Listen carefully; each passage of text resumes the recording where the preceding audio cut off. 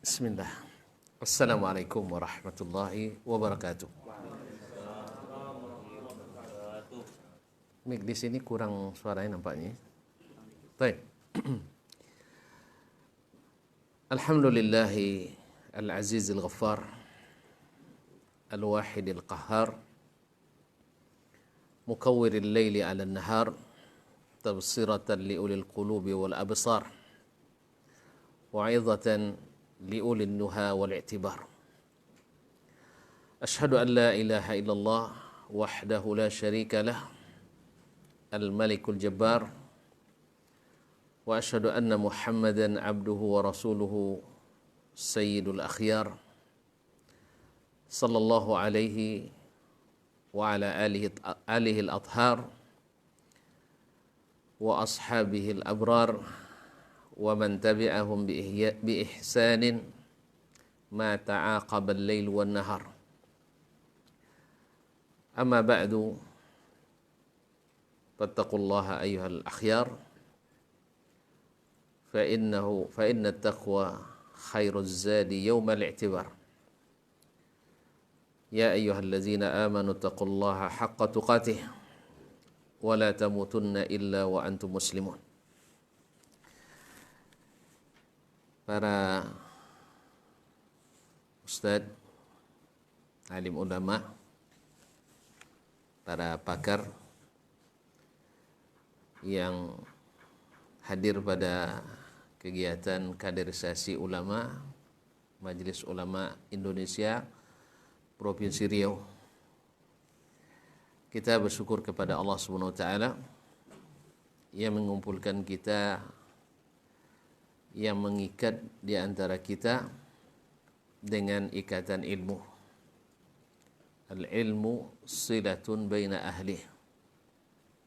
Seperti kata Imam Ibn al-Madini. Ilmu itu adalah penyambung, pengikat di antara ahlinya. Baik ulamanya ataupun para penuntutnya. Dan ilmu semakin ditambah, dia semakin ringan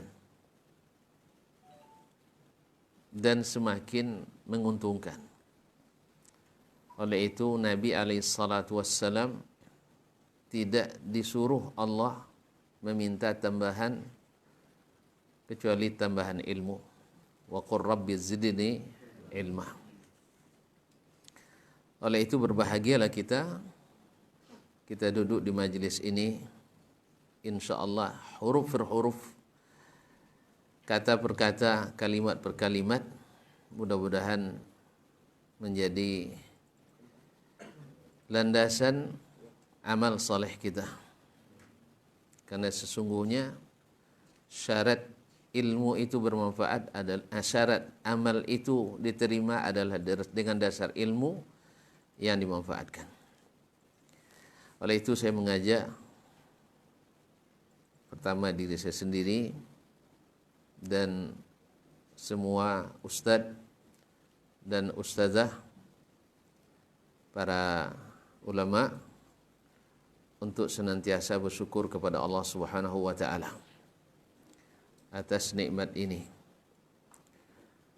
Mudah-mudahan selawat dan salam kita senantiasa disampaikan kepada Nabi kita alaihi salatu wassalam,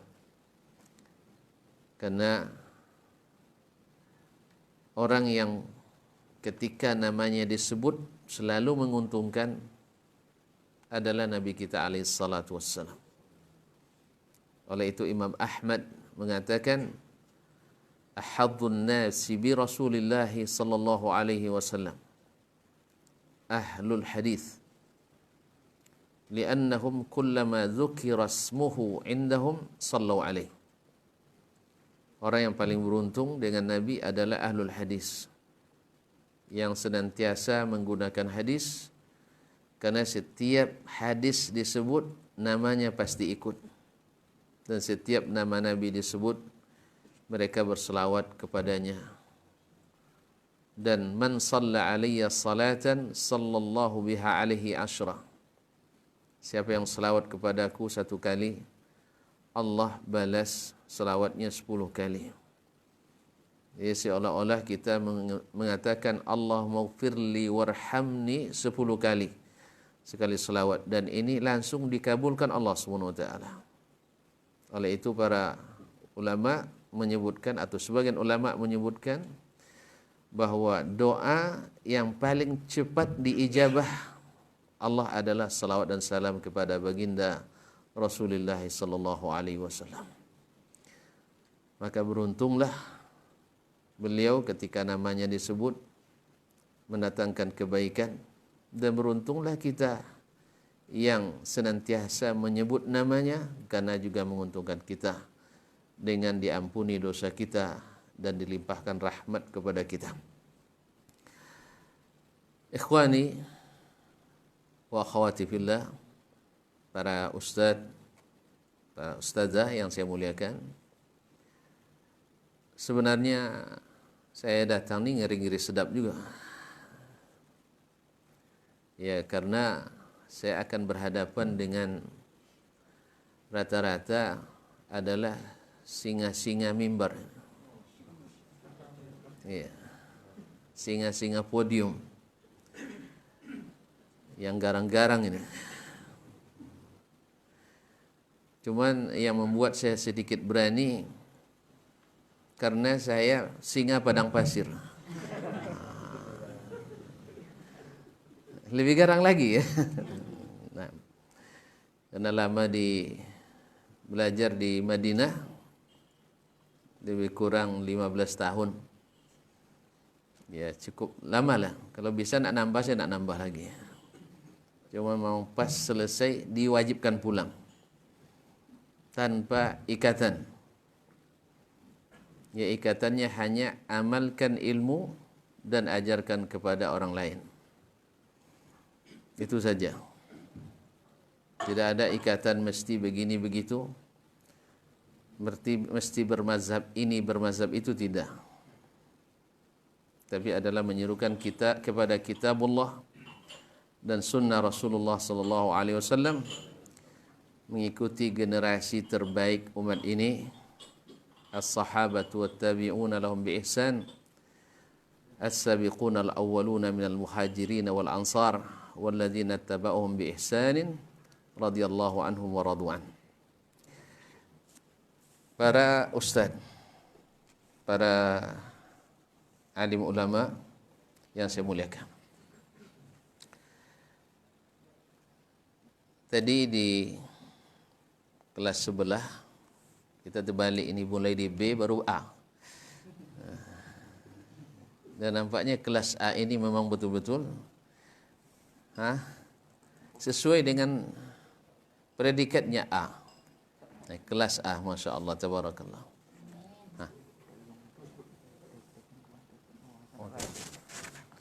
Ada gangguan teknis, mohon maaf. Bismillah.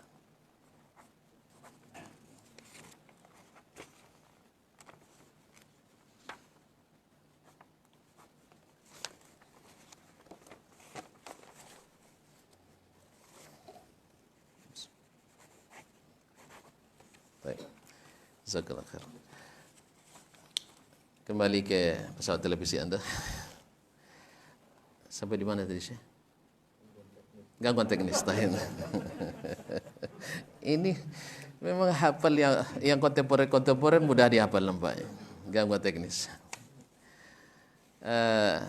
Subhanallah. Di kelas sebelah, di kelas ini kelas A betul.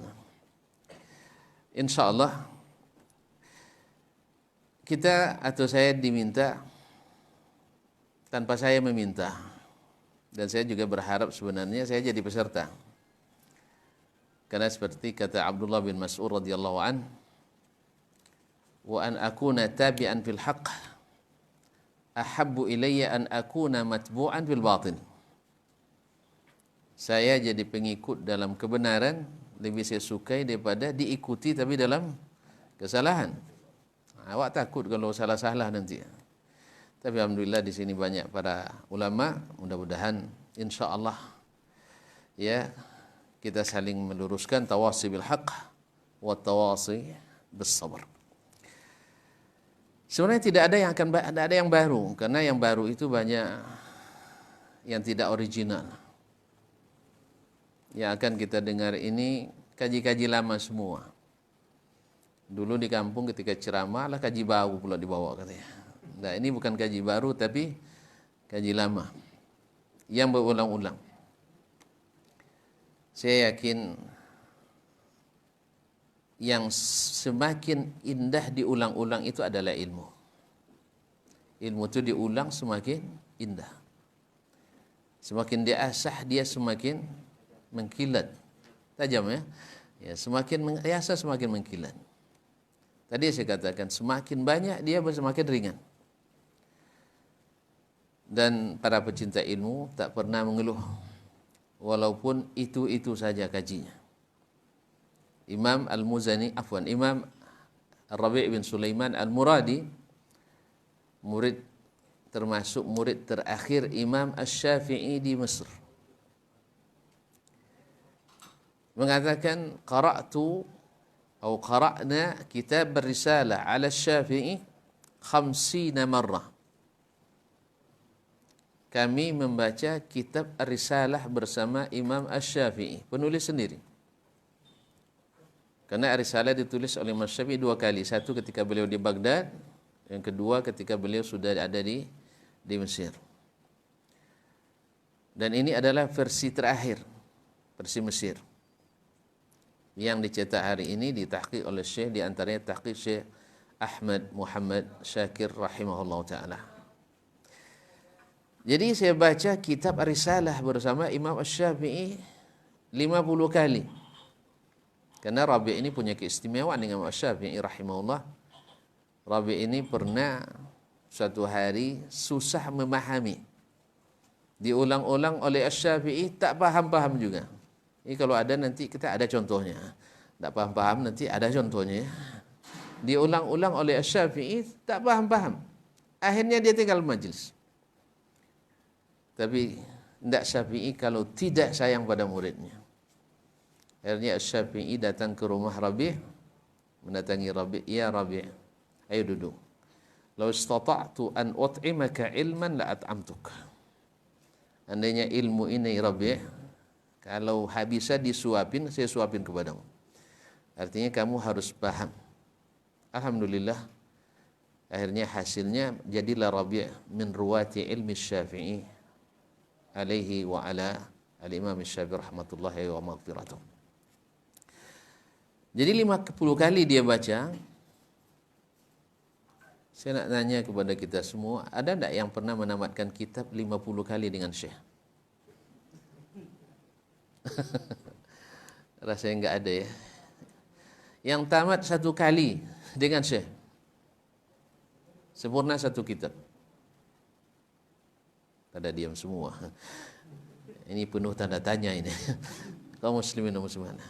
Jadi 50 kali, bahkan di riwayat lain disebutkan 500 kali. Bagi generasi itu tidak masalah, 500 kali. Sebab Imam Al-Barazali Ad-Dimashqi, beliau pernah membaca Sahih Bukhari itu dengan guru sebanyak lebih dari 1000 kali. 1000 kali dia baca Sahih Bukhari sampai tamat. Alhamdulillah sekalipun belum tamat. Habis itu jadi pakar hadis internasional. Allah musta'an. Kaum muslimin dan muslimat dirahmati Allah. Oleh sebab itu saya sangat berbaik sangka, insyaallah tuan-tuan tidak akan bosan. Ya, tidak lama sampainya 10 cuma. Ya, sampai 10. Kalau alhamdulillah sudah makan. Kalau dulu orang-orang dulu lupa makan gara-gara ilmu. Kita sering lupa nuntut ilmu gara-gara makan. Ya Ustaz ya. Gara-gara makan jam 8 jadi jam setengah 9. Allah musta'an. Jadi mereka dulu sampai lupa makan gara-gara ilmu. Tapi kita alhamdulillah lupa nuntut ilmu gara-gara makan. Baik ikhwani wa akhwati billah. Insyaallah kita ada ustaz yang akan mengingatkan kalau sudah lewat waktunya, dia tegas nampaknya, tidak dikasih lebih sedikit pun. Baik. Kenapa ulumul hadis? Untuk apa lagi dibahas ulumul hadis? Bukankah hadis-hadis itu sudah dihukum sahih yang sahihnya, dihukum hasan yang hasannya, dihukum dhaif yang dhaifnya, bahkan yang palsunya pun sudah dikoleksi dan dikumpulkan dalam buku-buku tertentu. Lalu untuk apa lagi kita belajar ulumul hadis? Tadi yang bertanya tadi. Kalau gitu saya sarankan yang punya pondok yang ada mustalah hadis dicoret. Atau yang di jurusan ilmu hadis nanti segala yang berkaitan ulumul hadis kita hapus. Karena hadis sudah dihukum, sudah ditakhrij. Ya Ustaz ya? Ya kan? Kita sudah takhrij. Kalau gitu kita tutuplah kajian kita pagi malam ini. Tidak kita lanjutkan. Di mana pentingnya ulumul hadis itu? Dulu orang mengatakan, para ulama menyebutkan, syaraful ilmi bi syarafi ma'lumihi. Syaraful ilmi bi syarafi ma'lumihi. Mulianya ilmu itu sesuai dengan mulianya apa yang diketahui dengan ilmu itu. Nah, sekarang ulumul hadis adalah ilmu yang dengannya kita mengetahui hadis Nabi alaihi salatu wassalam. Nah, hadis, ikhwani wa akhwati billah, dia pada hakikatnya adalah ahadul wahyaini, salah satu dari dua wahyu. Ada wahyu yang disebut dengan matlu, al-wahyul matlu, wahyu yang ditilawahkan. Artinya diturunkan dan ditilawahkan kepada Nabi alaihi salatu wassalam oleh malaikat Jibril alaihissalam kepada Nabi kita Muhammad sallallahu alaihi wasallam. Aminus sama menyampaikan kepada aminul ard. Malaikat Jibril disebut di langit sebagai al-amin. Al-Quran menuturkan nazala bihi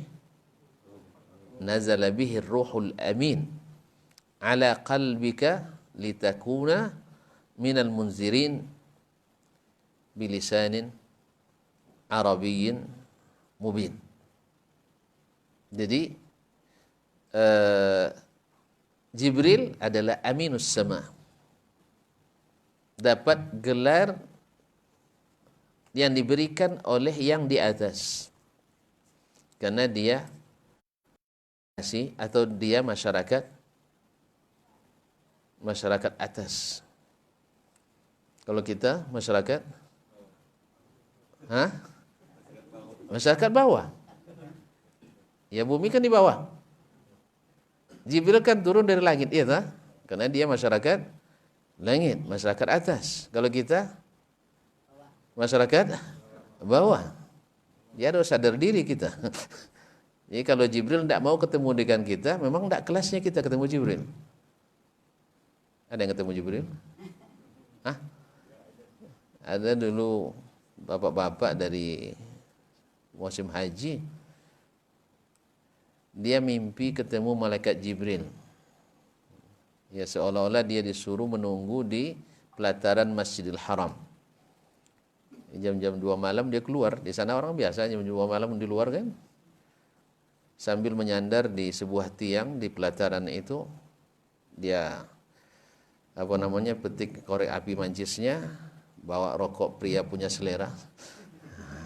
Ya, dia petik sambil menghisap, tiba-tiba ada yang memegang bahu dari belakang. Iqra, katanya. Baca. Dia jawab, ma'ana biqari'in, katanya. Saya tak pandai membaca. Iqra ya Syekh, katanya. Baca Syekh, katanya. Ma'ana biqari'in, iqra mamnu' tadkhin. Rupanya di atas kepalanya ada tulisan no smoking. Ya, itu yang pegang bukan Jibril, tapi polisi Arab Saudi. Jadi malaikat Jibril turun ke masyarakat kepada Aminul Ard, yang kasih gelar Al-Amin kepada Nabi bukan Al-Quran, bukan Allah SWT, bukan Jibril, tapi masyarakat bumi, itu masyarakat Mekah.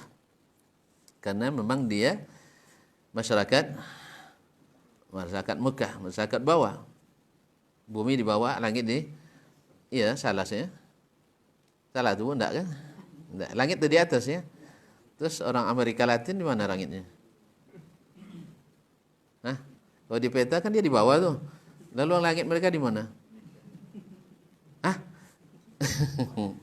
Kalau antum mau apa silakan telepon Neymar sekarang. Ya. Bahwa dimanapun kita silakan ditanya, maka langit tetap di atas. Ini susah juga, bumi bundar katanya Ustaz ya. Tapi semua orang, tahu aja Australia kan di bawah kita. Tanya ke Australia, langitnya di mana? Betul. Nah, di atas. Nah. Jadi ini juga mematahkan teori barangkali, tapi saya tidak sedang berteori ini. Ya. Saya yakin bumi itu datar. Kalau Ustaz ini yakin bumi bundar. Ya, itu tidak masalah. Khilaf di sini tidak ada masalah ini. Ya, Ustaz ya, antum bilang datar tidak masalah, bundar tidak masalah. Tapi saya lebih memilih datar. Wa ja'alnal arda firasha wa mihada dan seterusnya. Ala kulli hal, masalah ini biarin aja lah. Nak datar, nak bundar, yang penting langit tetap di atas. Sah? Nah, baik ikhwani fillah. Nah, Nabi alaihissalatu wassalam mendapatkan dua wahyu. Nabi mengatakan, ala inni utitul Qur'an wa mithlahu ma'ah. Ingat, saya diberikan Al-Quran dan yang sama dengannya. Kalau tamathul itu adalah sama. Dan kalau tasyabuh itu tidak sama. Asal ada wajah syabahnya itu sudah cukup dikatakan tasyabuh. Tapi kalau tamathul tidak sama. Min kathir atau minal jihad. Jadi kalau seandainya tasyabuh tidak. Oleh sebab itu wa mithlahu ma'ah. Maka ulama dan ahlul hadis mengatakan bahwa Al-Quran dan hadis dari sisi hujjah sama kuatnya. Al-Quran dan hadis dari sisi hujjah sama kuatnya. Sebagaimana kita berhujjah dengan Al-Quran dan itu diterima, maka seperti itulah kekuatan hujjahnya hadis Nabi alaihissalatu wassalam, tentu saja dengan syarat sabit dari Nabi alaihissalatu wassalam. Bedanya dari sisi mana yang lebih afdal, tentu saja Al-Quran lebih afdal. Karena yang mengatakan Al-Quran, yang mengucapkan itu adalah Allah. Syaraful kalam bi syarafil mutakallimi bihi. Karena Allah yang mengucapkannya, maka dia lebih mulia. Kalau hadis, Allah wahyukan maknanya kepada Nabi dan Nabi yang melafazkannya. Oleh sebab itu, orang bisa meniru perkataan Nabi. Tapi tidak ada yang bisa meniru perkataan Allah. Jelas? Ada kumpulan hadis-hadis palsu. Ada? Iya kan? Dan bahkan mungkin di antara kita ada yang menebarnya tanpa kita sadari. Betul kan? Utlubul ilmah walau bisin. Ini hadis-hadis pertama mahfuzat kita di pondok dulu. Tadi Ansor nggak ada ya? Nah, di Ansor mungkin tidak ada. Nah, orang dia dah maju nih. Kalau kami di Darun dulu, ya Buya ya, ini senior saya, masya Allah, Ustaz Nurul Fajri. Tapi pun Buya mereka dulu tidak ada ya? Tidak, kalau tidak balik ini kan. Jadi ikhwani fillah, beliau ini adalah senior saya, dekat juga pondok dulu. Cuman tak pernah minta gulai dan tanda kan. Baiklah kaum muslimin, ikhwani kaum muslimin dan muslimat dirahmati Allah. Jadi ada kumpulan hadis palsu. Tapi tidak ada kumpulan ayat palsu. Karena apa? Ini perkataan Khaliq, maka sifat baginya sehingga tidak bisa ditiru oleh makhluknya. Kalau ini adalah perkataan makhluk, maka bisa ditiru oleh makhluk yang lain. Makanya hadis bisa dipalsukan orang, bisa ditiru orang, sedang Al-Quran tidak bisa dipalsukan dan tidak bisa ditiru. Nah, hadis pada masa awalnya, mereka, kaum muslimin pada masa itu tidak membedakan dari sisi hujah ya. Tidak membedakan antara Al-Quran dan hadis. Bahkan Allah yang mengatakan wa may yuti'ir rasul wa may yuti'ir rasul faqad ata'a Allah. Taat kepada Rasul sama dengan taat kepada Allah. Allah tegaskan lagi dalam banyak ayat, di antaranya fala wa rabbika la yu'minuna hatta yuhakkimuka fima syajara bainahum. Tidaklah mereka beriman demi Rabbmu sampai mereka menjadikan kamu pemutus di antara mereka dalam masalah yang mereka perselisihkan. Berarti Nabi diserahi Allah untuk memutuskan perkara yang mereka perselisihkan dalam masalah apa? Agama. Dalam masalah agama.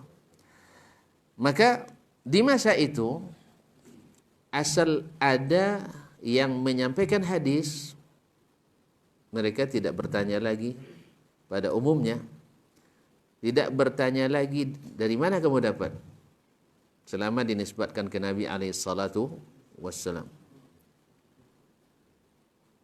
Mereka tidak tanya lagi. Walaupun tidak semua sahabat menguasai semua sunnah Nabi. Jelas?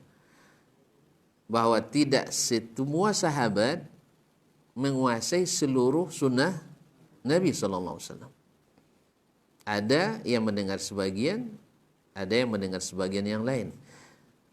Berkata Imam Asy-Syafi'i rahimahullah, la a'lamu ahadan yuhitu bis sunnati atau bis sunani kulliha,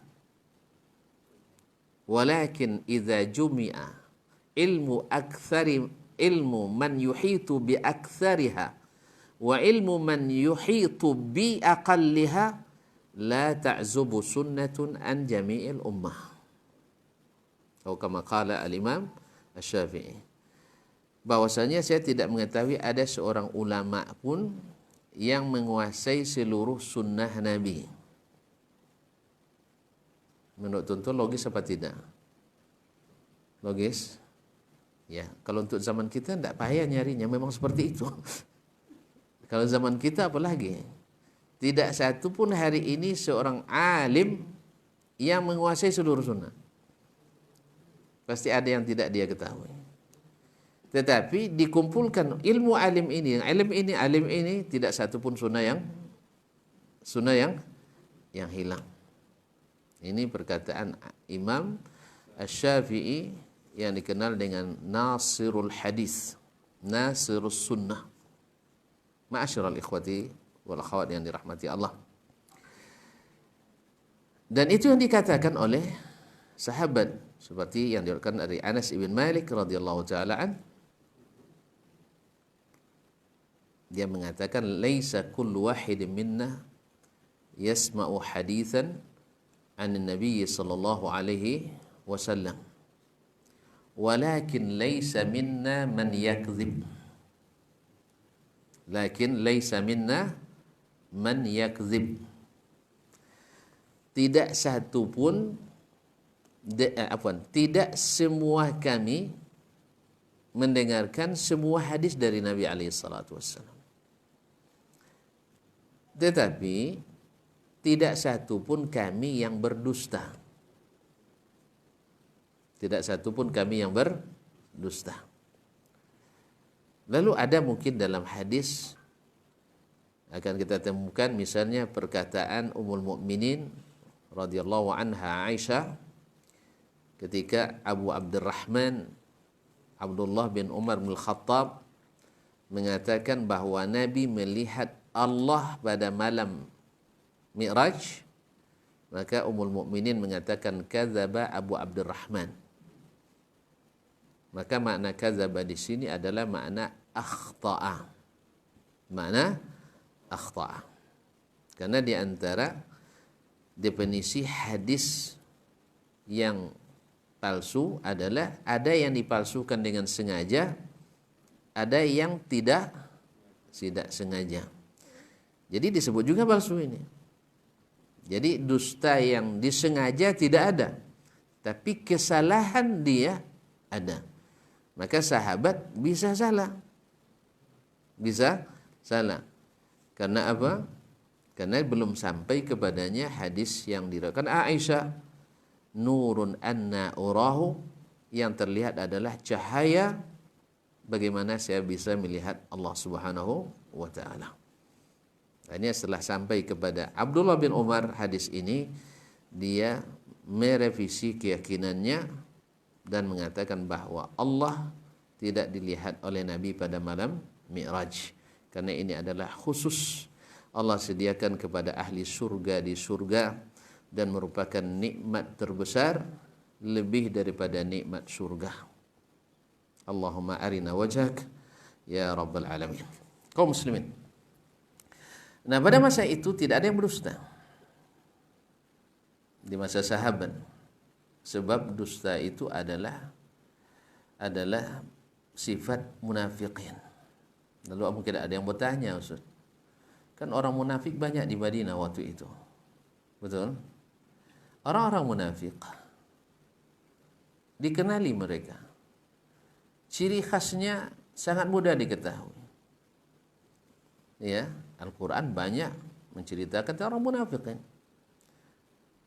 Dan sifat-sifat itu ada pada mereka waktu itu dan ada pada munafikin hari ini. Ada pada munafikin hari itu dan munafikin hari ini. Jangan tidak payah kita.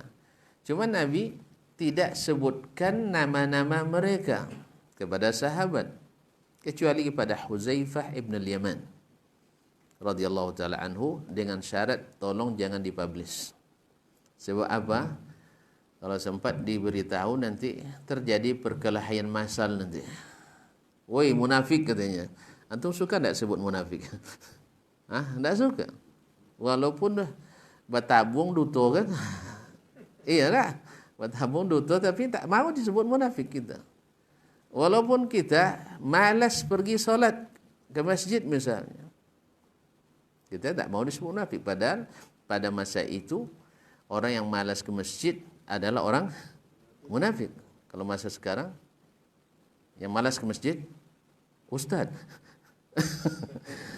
Ikhwani kaum muslimin dan dirahmati Allah. Kemudian kaum munafikin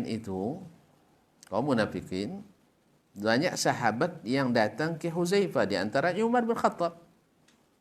Umar karena Nabi larang disebutkan nama, Umar tak nanya siapa-siapa orangnya, padahal dia khalifah, tak maksa dia. Dia nanya, hal sammani Rasulullah indak? Saya termasuk tak dalam daftar yang disampaikan Nabi kepadamu? Kata Huzaifah, tidak. Dengan demikian selamatlah Umar dari kemunafikan. Dan orang munafik berani tak nanya? Orang munafik pasti tidak berani menanya. Ya karena sifatnya sudah tahu dia. Makanya orang yang bersalah takut bertanya. Tapi orang yang benar takkan takut. Berani karena benar, takut karena salah. Kemudian orang-orang munafikin, orang-orang munafik tidak masuk daftar sahabat. Tidak masuk daftar sahabat. Imam misalnya Ibnu Qani dalam Mu'jamus Sahabah, tidak satu pun nama munafikin yang disebutkan di dalamnya. Imam Al-Baghawi dalam Ma'rifatus Sahabah Demikian juga Imam Abu Nu'aim Al-Asbahani tidak menyebut nama, tidak ada Abdullah bin Ubay dalam daftar sahabat. Jadi tidak ada daftar sahabat. Oleh itu ikhwani kaum muslimin dan muslimat dirahmati Allah, kata kuncinya sahabat tak pandai, sahabat tak pandai berdusta. Oleh itu keluarlah konklusi, keputusan, ijma'nya ulama kaum muslimin ahli sunnah bahwa sahabat kulluhum udul. Makanya keluarlah perkataan Imam Ibn Sirin rahimahullah, ma kanu yas'aluna anil isnad. Dulu mereka tak pernah menanyakan sanad. Asal ada sahabat yang mengatakan qala Rasulullah sallallahu alaihi wasallam, maka mereka langsung percaya. Kenapa? Laisa minna man yakzib. Jadi mereka dulu tidak nanyakan sanad. Dari mana kamu dapat? Kalau sudah dikatakan dari Nabi, ya mereka pastikan dari Nabi alaihi salatu wassalam. Falamma waqa'atil fitnah, dan setelah terjadinya fitnah, maka qalu sammu lana rijalakum. Setelah terjadi fitnah, maka mereka berkata, setiap ada riwayat, sebutkan siapa yang meriwayatkan itu kepada kami. Lalu diperhatikan, fayunzar in kana min ahli sunnah yuqbalu hadithuhu. Kalau ahlus sunnah diterima hadisnya. Wa in kana min ahlil bid'ati yuraddu hadithuhu.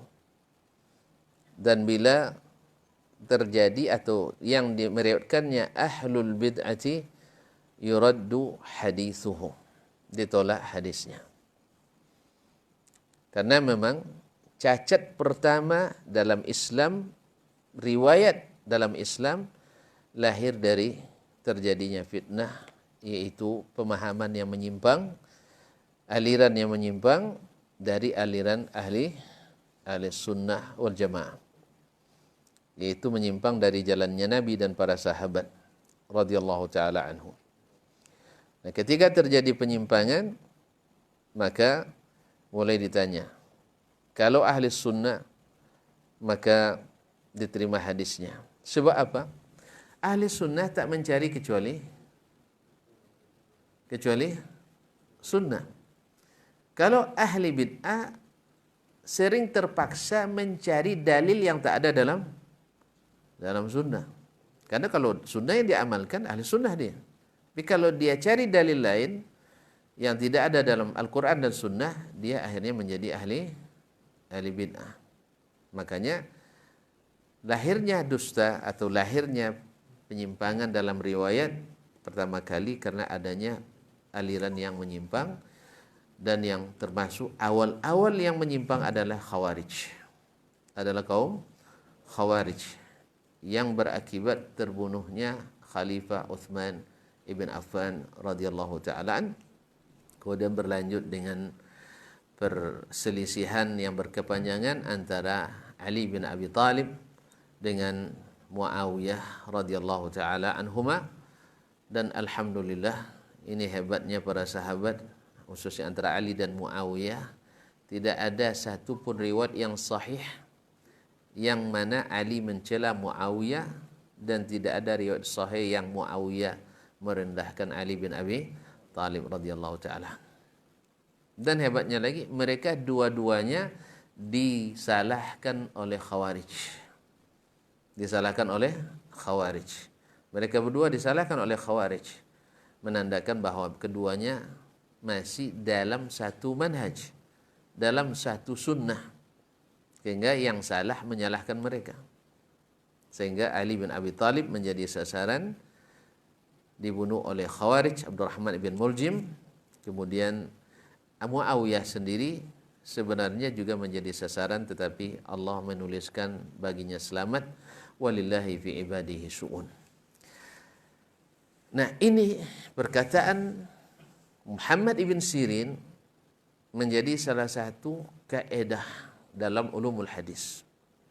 Bahwasanya di saat terjadi penyimpangan, yaitu dalam hal ini bid'ah, khawarij, at-tasyayyu', al-qadariyah dan seterusnya, maka rentan terjadi riwayat yang lemah, bahkan mungkin juga palsu.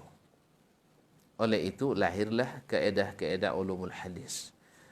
Atau dengan kata lain, di saat sistem periwayatan hadis sudah mulai keluar jalur, awalnya jalurnya lurus, jalur lurus dan jujur, sekarang sudah mulai ada kepentingan-kepentingan yang banyak di dalamnya, maka akhirnya lahirlah kaedah-kaedah.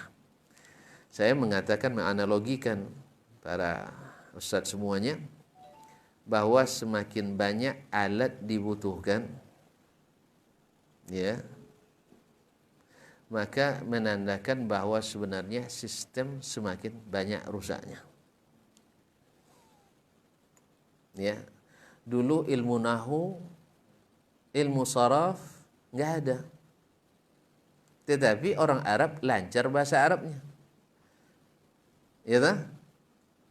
Kapan lahir ilmu nahu dan ilmu saraf? Coba lihat latar belakang berdirinya ilmu nahu. Karena di paruh kedua, abad kedua, bahasa Arab di perkotaan sudah rusak. Sudah rusak. Akibat interaksi, asimilasi antara orang Ajam dengan orang Arab. Jadi sebenarnya pertukaran budaya itu ada positifnya dan banyak sekali negatifnya. Kita terus terang bahasa Indonesia, termasuk saya barangkali, ya, kebanyakan kita tidak fasih menggunakannya. Tidak fasih menggunakannya. Kenapa? Terlalu banyak memakai istilah asing. Dulu waktu SD sampai SMP kita belajar bahasa Indonesia dengan bahasa Indonesia. Sekarang anak-anak kita bahasa Indonesia pakai bahasa asing, istilahnya. Ya, pakai bahasa asing, konjungsi, apa lagi? Enggak, untuk pelajaran bahasa Indonesia nih. Dulu kita pakai kata depan, kata sambung kan. Kalau sekarang sudah pakai kata fonetik dan sebagainya. Akhirnya tambah bodoh berbahasa Indonesia. Kenapa? Dia pakai istilah asing. Demikian juga dengan agama kita ini, semakin banyak menggunakan bahasa asing, semakin dangkal pemahaman kita terhadap agama ini. Dia semakin dangkal, bukan semakin maju. Oleh itu ikhwani fillah, maka rusak bahasa Arab, akhirnya lahirlah kaedah-kaedah bahasa Arab. Untuk apa? Untuk menjaga lisanul Arab. Dan di perkampungan rusak di paruh kedua abad ketiga. Jadi 100 tahun setelahnya di kampung pun rusak bahasa Arab. Rusak bahasa Arab. Makanya Imam Asy-Syafi'i dulu, beliau karena di perkotaan, beliau kan lahir 150. Awal mulanya rusak bahasa Arab di perkotaan. Maka beliau banyak mengembara ke pedalaman Bani Huzail. Sehingga akhirnya beliau mendapat titel A'lamun Nasi bi Asy'ari Huzail, bi lughati Huzail. Sampai-sampai Imam Ibn Hisham An-Nahwi mengatakan Asy-Syafi'i hujjatun fil lughah. Bahwa Imam Asy-Syafi'i hujjah dalam bahasa Arab.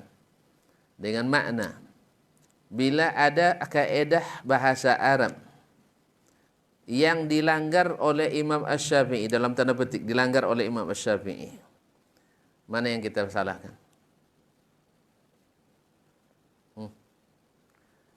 Menurut kaedah seperti ini.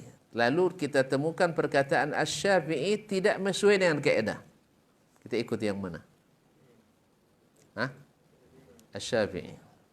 Kita ikuti Imam Asy-Syafi'i rahimahullah. Karena dia hujjah fil lughah. Makanya orang Arab tidak bisa kita ukur dengan kaedah. Dengan kaedah. Arab dulu ya, bukan Arab sekarang. Itu jangan bayangkan Arab sekarang orang nggak tomat kan. Ya, tomatnya tomatim jadi panadora ya. Nah, Arab yang belum rusak bahasa itu maksud saya. Artinya atau lebih tegas lagi, bila ada hadis ya sahih dari Nabi sallallahu alaihi wasallam tapi bahasanya tidak sesuai dengan kaedah nahwu dan sharaf, kita pakai yang mana? Kita salahkan hadis? Tidak. Kita akan katakan inilah bahasa Arab yang asli. Karena Nabi alaihissalatu wassalam seperti kata Imam Asy-Syafi'i, la a'lamu ahadan minan nas yuhitu bi jami'il lughati atau bi lisanil Arab illa nabi. Tidak saya ketahui satu pun alim, ulama yang ahli bahasa. Terima kasih banyak, Bang. Berapa duit? Ya, jazakallah khair. Tidak saya ketahui satu pun ahli ulama bahasa yang menguasai seluruh bahasa Arab ini kecuali Nabi. Kecuali Nabi. Sama dengan perkataan beliau tadi. Tidak satu pun yang menguasai seluruh sunnah kecuali Nabi alaihissalatu wassalam. Oleh itu, kalau Nabi tak bisa disalahkan karena dia menguasai semuanya. Tapi kalau ulama boleh disalahkan? Boleh, karena dia tidak menguasai semuanya. Makanya dalam dinamika ilmu, merajihkan pendapat dari pendapat yang lain dengan dalil, itu soal biasa. Maka tidak boleh baperan. Sebagian kita baperan pula. Apa salah hadis ini kan? Jangan. Ya antum kalau tidak terima salah, bela dengan mati-matian. Hadis saya sahih. Ini bukti-buktinya. Cukup. Tidak perlu berbantah gara-gara itu. Ya saya? Jelas ya? Jangan sedih pula. Sudah belajar semua sudah semuanya. Sampai hadis mungkar. Tapi yang mengatakan mungkar bukan saya, tapi ulama yang lain. Antum kalau memang nak mengatakan sahih, buktikan. Oh enggak, dia bukan hadis mungkar. Ini bukti-bukti ilmiahnya. Ya Ustaz ya? Adu argumen dengan argumen. Jangan baperan. So dan sapu dah ambil di laman soalnya kan. Allah musta'an. Jadi kaum muslimin para asatidzah yang dimuliakan Allah SWT, masih panjang saya? Alhamdulillah. Allah ya jadi lahirnya kaedah-kaedah itu adalah karena mulai nampak kerusakan. Makanya pada awal dulu tak banyak kaedah ulumul hadis. Ada dalam kitab Imam Asy-Syafi'i, ada dalam perkataan Imam Malik, ada yang perkataan yang dinukil dari Imam Abdurrahman ibn Mahdi, dari Imam Yahya bin Sa'id al-Qattan, dari Sufyan ibn Uyainah, Sufyan al-Thawri, Syu'bah bin al-Hajjaj. Ini dinukil dari mereka perkataan-perkataan mereka tentang menghukum sebuah hadis. Tentuan ini merupakan bibit-bibit kaedah yang akhirnya nanti dijadikan oleh para ulama nau'un min anwa'i ulumil hadis. Nau'un min anwa' ulumil hadis. Nah, semakin ke belakang anwa' ulumul hadis itu semakin banyak. Alatnya semakin banyak. Kalau semakin banyak alatnya berarti semakin banyak kerusakannya. Oleh itu, ikhwani fillah, jadi mana yang lebih hebat sebenarnya? Ulama di zaman sahabat kah atau ulama setelah mereka? Atau lebih cepatnya, mana yang lebih hebat? Imam Asy-Syafi'i daripada Abu Bakar Siddiq? Lebih hebat Abu Bakar, tapi kitabnya enggak ada. Abu Bakar enggak ada nulis kitab.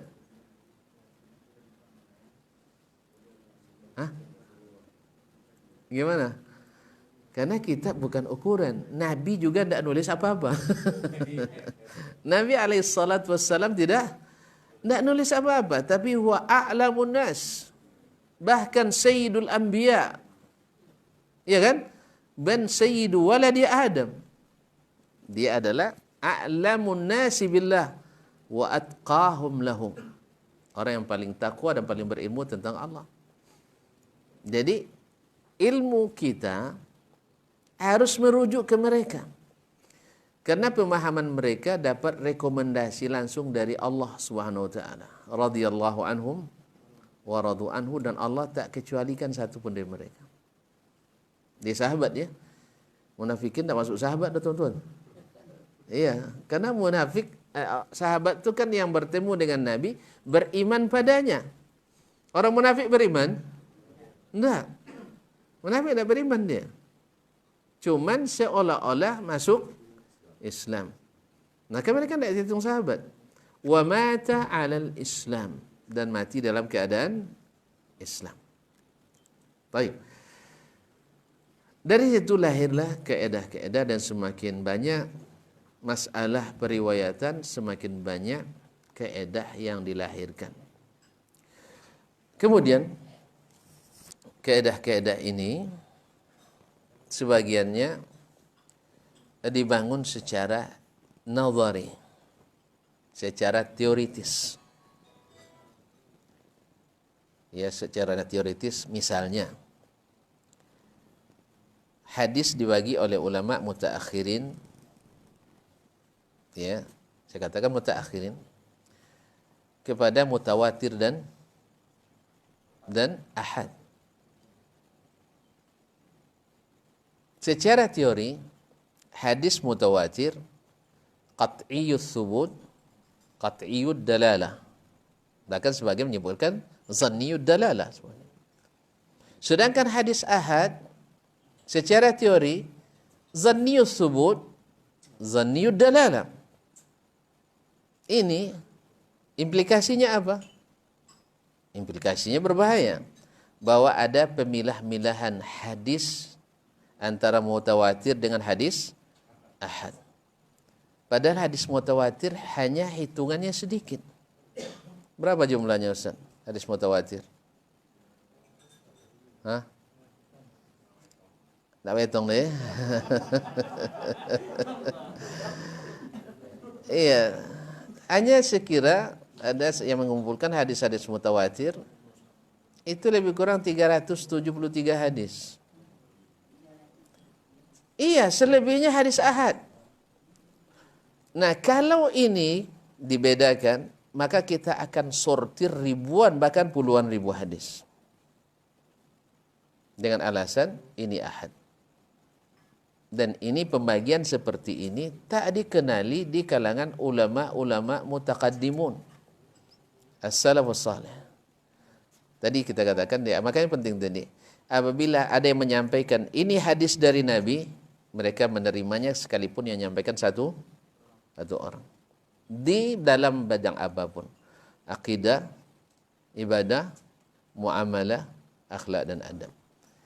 Artinya apa? Tidak berlaku bagi mereka kaedah bahwa masalah akidah itu masalah yakin. Sedangkan hadis ahad, hadis yang zanni. Hadis yang zanni tidak bisa dipakai untuk sesuatu yang qat'i. Ini dicari dalam kitab-kitab para as-salafus salih, al-a'immatul arba'ah. Tidak akan ditemukan kaedah ini.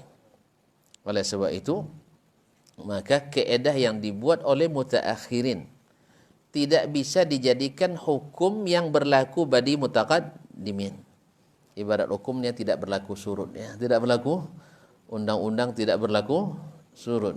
Sebab apa? Yang namanya kaedah itu lil ghalib. Al-qa'idatu lil ghalib, al-hukmu lil ghalib.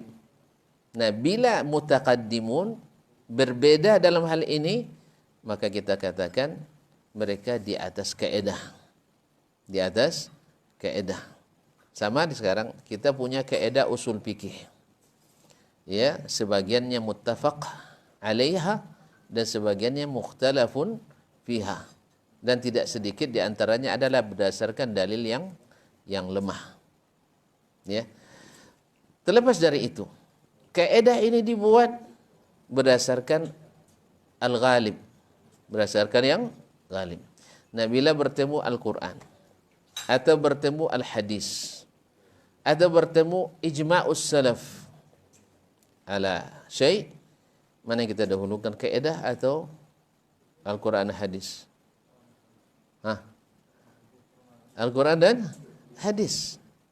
Kaedah tetap kaedah, tapi dia tidak lebih kuat daripada Al-Quran hadis. Makanya tartibul adillah di kalangan al-a'immah, Al-Quran, as-sunnah, al-ijma', al-qiyas. Tidak ada masuk kaedah di dalamnya.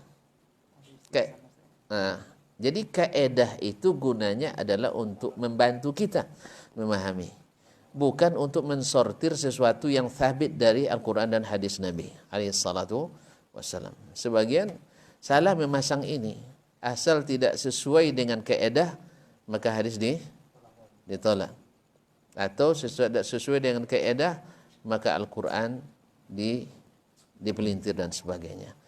Karena Al-Quran dan hadis lebih tinggi dari kaedah. Demikian juga dengan kaedah ulumul hadis ini, bahwa amalannya al-mutaqaddimin, ulama-ulama seperti Al-Bukhari, seperti Muslim, An-Nasa'i, Ali bin Al-Madini, Yaqub bin Syaibah, Al-Qattan, Yahya bin Sa'id Al-Qattan, bin Uyainah, bila ada kaedah yang dilanggar oleh mereka, kita katakan ini amalan mereka, kecuali sesama mereka khilaf di dalamnya. Misalnya dalam menamakan hadis mungkar, ulama mutaqaddimin, mungkar tidak syarat bagi mereka mesti mukhalafah, tidak mesti riwayat dhaif ini bertentangan dengan riwayat yang thiqah. Tapi kalau kaedah ulumul hadis mesti bertentangan dengan syarat bertentangan, baru dikatakan mungkar. Kita katakan tidak. Maka tidak mungkin kita menyalahkan Imam Ahmad ketika menghukum sebuah hadis sebagai hadis mungkar, padahal tidak ada mukhalafah. Tidak mungkin kita salahkan Imam Ali al-Madini menghukum hadis mungkar, padahal tidak ada mukhalafah, dan seterusnya. Baik. Jadi kata kuncinya di sini adalah lahirnya kaedah adalah tanda mulai rusaknya sistem periwayatan hadis. Mulai rusak. Sebelum rusak, kita tidak perlu alat. Ibarat mobil baru, perlu alat. Antum kalau bawa mobil baru keluar dari pabrik, dari showroom, baru cash dibayar, tidak utang ya. Kalau utang was-was juga mau. Kalau utang masih was-was. Kalau ada cash ini, iya, risau antum rusak di jalan? Tidak ada risaunya. Makanya biasanya kita tidak nanya alat. Tapi kalau sudah mobil model 67, lalu antum nak coba tol Mesra ni, tol Permai ni, Pekanbaru Dumai, was-was nak? Pasti nanya alat. Demikian juga dengan hadis. Kalau masih di kalangan sahabat, tabi'in, kita tidak was-was terhadap sanadnya. Tapi kalau sudah segarat tabi'in ke bawah, kita sudah mulai harus lebih ekstra. Jelas? Ulama seperti itu. Di kalangan mutaqaddimin, makanya biasanya hadis-hadis yang lain, rawi yang lain di kalangan at-tabi'in, sebagian ulama yumasyun. Artinya enggak apa-apa.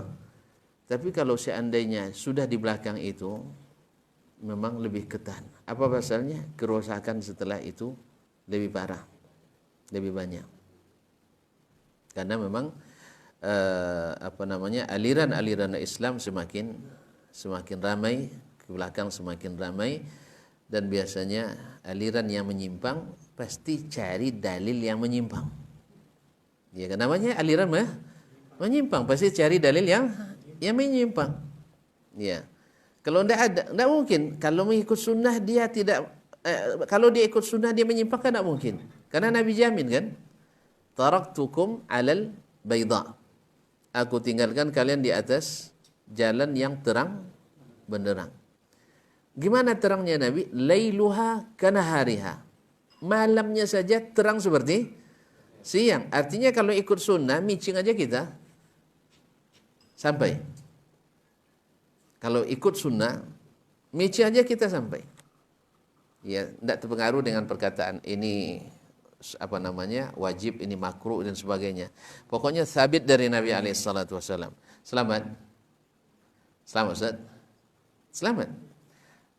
Buat contoh. Kita buat contoh. Hah? Mau buat contoh enggak? Kok takut? Ustaz, kalau sudah contoh aplikatif banyak tersinggung. Enggak, semoga tidak ada yang tersinggung. Itu ngaji nih. Lah. Contoh salat berjamaah. Ada masalah? Tidak ada ya? Alhamdulillah. Salat berjamaah. Ini tersinggung pun parah nih tuan-tuan. Salat berjamaah. Sabit dari Nabi sallallahu alaihi wasallam. Baik perintah dengan perkataan maupun dengan contoh dan perbuatan. Sah? Bahkan diiringi dengan ancaman. Nah, sekarang sudah sabit dari Nabi bahwa laki-laki salatnya di masjid. Sah? Baik, lalu datang Ustaz Alfiandri. Ustaz, jangan letterlet sekali menghafali hadis. Kita harus memahami hadis secara komprehensif. Nah, itu bahasanya kalau sudah komprehensif kan canggih itu. Tapi kalau saya sebut menyeluruh, secara menyeluruh dan lengkap dan utuh, itu tidak keren, tidak ilmiah. Tapi kalau komprehensif, ilmiah itu. Aneh kaum muslimin, pernah di seminar internasional saya sebagai keynote speaker waktu itu di hadis ditajak oleh Asilha. Ada yang dengan berani mengatakan, Masya Allah, Pak, ternyata ulama tafsir dan ulama hadis dulu belum menjelaskan Al-Quran dan hadis secara komprehensif. Masya Allah, ini ungkapan berani ya mahasiswa ya. Dan anaknya cerdas, Masya Allah. Cerdas. Cuma cerdas tidak jaminan berilmu. Ya, ilmu itu tidak, orang cerdas belum tentu berilmu. Tapi orang berilmu mesti cerdas. Yang dibalik. Pemikir belum tentu ulama, tapi ulama mesti berpikir. Gimana nak jadi berilmu kalau tidak berpikir? Jadi ulama mesti berpikir, tapi pemikir belum tentu berilmu, belum tentu ulama. Lalu saya katakan, sederhana aja, antum sudah tamat tidak baca Jami'ul Bayan fi Tafsir Ayatul Quran? Saya pastikan jawabannya. Jawabannya, ya belum. Baik, tidak usah dulu tafsir Tabari. Ini bahasanya berat ya. Tafsir Ibnu Katsir lah dulu. Dah pernah tamat? Belum juga. Baik, talkhis tafsir Ibnu Katsir. Ikhtisar tafsir Ibnu Katsir. Belum juga. Terus di mana antum punya keberanian membuat statement ulama belum komprehensif menjelaskan Al-Quran? Tak satu pun tafsir yang yang tamat itu. Dia berani kan? Nah, saya katakan. Demikian juga dengan hadis. Antum dah baca tak Sahih Bukhari sampai tamat? Belum juga. Terus di mana antum tahu bahwa imam atau para ulama hadis belum menjelaskan makna hadis secara komprehensif? Akhirnya saya telusuri. Sebenarnya ini pernyataan kamu atau pernyataan orang lain? Lalu dia sebutkan pernyataan orang Ustaz.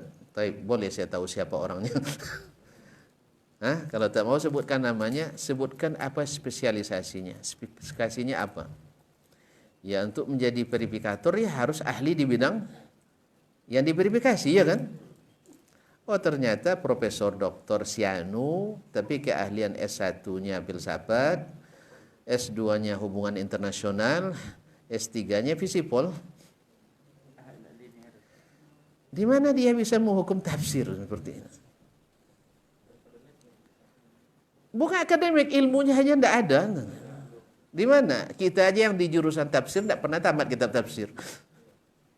Apalagi yang di jurusan fisipol. Tidak masuk. Tidak masuk Ustaznya. Tidak masuk. Mana masuk? Oh kalau gitu, ini antum sama dengan nyuruh saya untuk menilai bangunan ini. Saya doktor tamat luar negeri, tapi ada tidak hak saya menilai konstruksi bangunan ini? Hah? Tidak masuk. Kecuali saya punya sertifikasi arsitektur. Ya boleh. Atau memang saya pernah belajar, atau sudah pernah bikin hotel 15 lantai seperti ini. Itu baru wajib Bapak percaya tuh. Itu hotel saya yang buat buat gambarnya. Ini enggak. Dia juga baca Qur'annya masih belepotan. Kemudian baca tafsir enggak ada yang tamat. Menukil orang lain pula. Itu masalahnya. Jadi ini yang masalah, ikhwani, kaum muslimin dan muslimat dirahmati Allah SWT. Jadi kaedah itu lahir karena rusaknya sistem periwayatan. Nah, untuk menertibkan itulah lahir kaedah. Kita memerlukan itu. Sangat memerlukan. Sebab antum tidak tahu mana hadis mursal mausul kecuali dengan belajar mustalah hadis. Kita tidak tahu membedakan syaz dengan mahfuz kecuali belajar mustalah hadis. Karena kita ahli teori. Tapi kalau disuruh coba hukum hadisnya Ustaz Alfinya, bingung nanti. Mana yang syaz? Ustaz tidak jelas syaz ini. Kalau mereka tidak praktisi. Mereka dulu seperti Imam Al-Bukhari yang menghafal 600.000 hadis, ya, hafal seperti Al-Fatihah. Kalau orang hafal hadisnya seperti Al-Fatihah, nah Ustaz, gimana cara menipunya itu? Mungkin. Dia hafal, Imam Ahmad hafal 1000 hadis. Nak tahu bagaimana kadar hafiznya mereka itu, jangan tanya ke pemikir tidak paham dia hafalan. Karena dia ngira-ngira, dia tidak merasakan indahnya. Kalau tanya kepada orang yang tanya tentang nikmatnya cinta kepada orang yang putus cinta, tidak masuk. Iya saya, tidak pernah sukses dalam cintanya, tanya nikmat cinta, masuk? Tidak bisa. Jadi baru tahu makna hafiz itu kalau dia hafiz. Ada pepatah, la ya'riful fadla li dzawil fadli illa dzawul fadli. Tidak akan mengenal kelebihan orang yang punya kelebihan kecuali yang memang punya kelebihan. Makanya di hari ini tidak sedikit orang mengkritik ya sebagian ulama yang mumpuni di bidang hadis dan fikih misalnya, padahal dia tidak punya kemampuan sekuku orang itu. Ya kita katakan ini kanatihin sakhratan yawman liyuhinaha falam yadhir ghaira qarnihil wa'ilu. Masih hafal tuh Bu ya? Itu dalam Syarah Ibnu Aqil masih. Nah, yani kanatihin sakhratan yawman liyuhinaha falam yadhir ghaira qarnihil wa'ilu. Itu beliau ahli nahu dulu tuh. Sekarang tidak tahu saya tak ada ilah. Hafal alfiyah. Jadi kaum muslimin yang dirahmati Allah, seperti seekor kambing hutan yang nak memecahkan batu gunung. Yang rontok adalah tanduknya sendiri. Ya. Kenapa? Karena kita ingin memverifikasi orang yang jauh di atas kita, bukan bidang kita. Samalah sekarang kita dengan keedah teoritis yang kita pelajari dan kita belum pernah mempraktikkan keedah itu lalu menyalahkan para praktisinya, maka adalah seperti orang yang membayangkan ingin memadamkan matahari dengan atau melindungi matahari dengan telapak tangannya. Ya, melindungi matahari dengan telapak tangannya. Baiklah ikhwani fillah. Kemudian dari situ berkembang dari ucapan-ucapan dan ungkapan serta nukilan dari para ulama tentang kaedah-kaedah tersebut. Akhirnya lahirlah pertama kali kitab yang secara sistematis yaitu kitabnya Abu Muhammad Al-Hasan bin Abdurrahman Ar-Ramah-Hurmuzi, wafat 63 Hijriyah, dalam kitabnya Al-Muhaddithu Al-Fasil Bain Ar-Rawi wal Wa'i. Ini kitab mustalah hadis pertama yang ditulis secara sistematis. Tapi kalau bicara tentang ilmu mustalahnya, Imam Asy-Syafi'i dalam kitab-kitabnya banyak menukil, khususnya dalam kitabnya Ar-Risalah. Khususnya dalam kitabnya Ar-Risalah, beliau dengan tegas mengatakan hujjiyatul haditsil ahad. Kemudian bicara panjang lebar dan detail tentang hadis mursal. Beliau juga bicara tentang hadis syadz dan hadis munkar dalam kitabnya, tetapi belum secara khusus, sehingga kitab Risalah itu walaupun dikenal dengan kitab usulul fiqh yang pertama ditulis, dia juga sekaligus termasuk kitab dasar dalam ulumul hadis. Makanya sebenarnya ada sinkronisasi pembahasan antara ahli usulul fiqh dengan ahli usulul hadis, walaupun di antara mereka sekali-kali berkalau juga. Sekali-kali berkalau. Ahli hadis mengatakan sunnah itu semua yang datang dari Nabi, tapi ahli usul mengatakan enggak, yang jadi dasar hukum saja. Kalau enggak disebut sunnah. Makanya mereka tidak mau menerima misalnya berpakaian seperti Nabi itu sunnah. Mereka tidak mau bersugi itu sebagai sunnah karena tidak ada dasar hukum formalnya. Mereka ingin yang formalitas, sehingga terjadilah definisi yang berbeda antara ahli usul dengan ahli al-hadis. Sebenarnya tidak perlu dipertentangkan. Ya, kalau pembahasannya ahli usul adalah fokus pada produk hukum, maka ahli hadis adalah pada produk Nabi alaihissalam, bagaimana mencontoh Nabi alaihissalam. Baik, sampai di situ sudah jelas. Masih ada waktu saya tambahkan? Ada kecapean? Baik.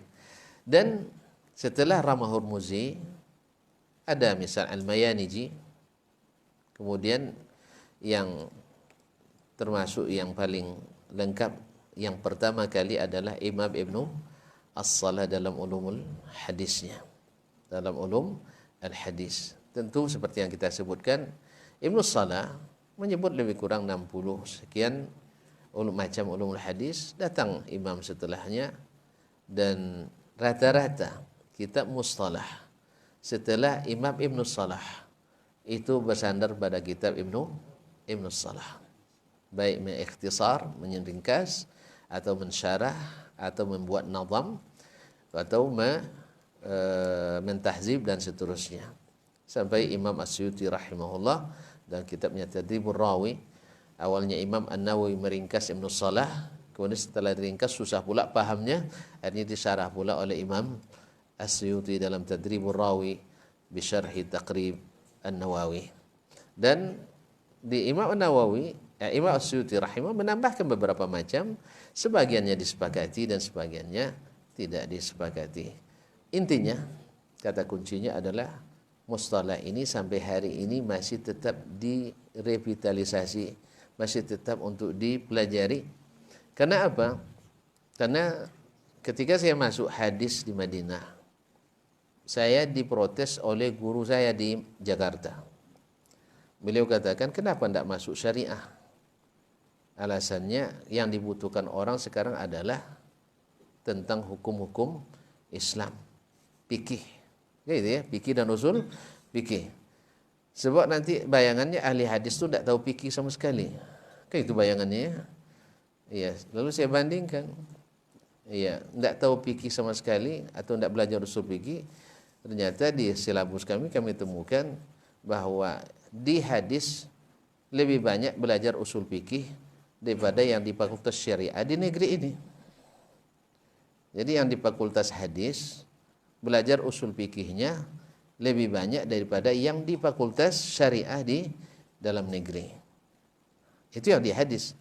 Itu yang di jurusan yang bukan jurusan usul atau jurusan bukan jurusan fikih. Kalau di fikih itu lebih banyak lagi. Demikian juga di hadis. Di hadis yang jurusan ilmu hadis di sini Saya tanya ini gurunya berapa hadis sama satu semester? Bila bilang 60, Masya Allah hebat antum bisa 60. 40 arba'in, hadis arba'in ya.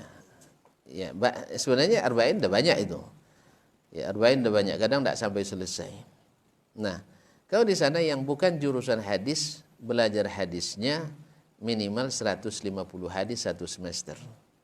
Sampai 250 hadis. Itu yang bukan jurusan hadis. Di sini hadis berapa semester? 4 semester. Ya Dr. Lukman? 4 semester ya. Di sana 8 semester. Di sini 1 semester Bapak SKS? 2, di sana 3. 3 kali 8? 24.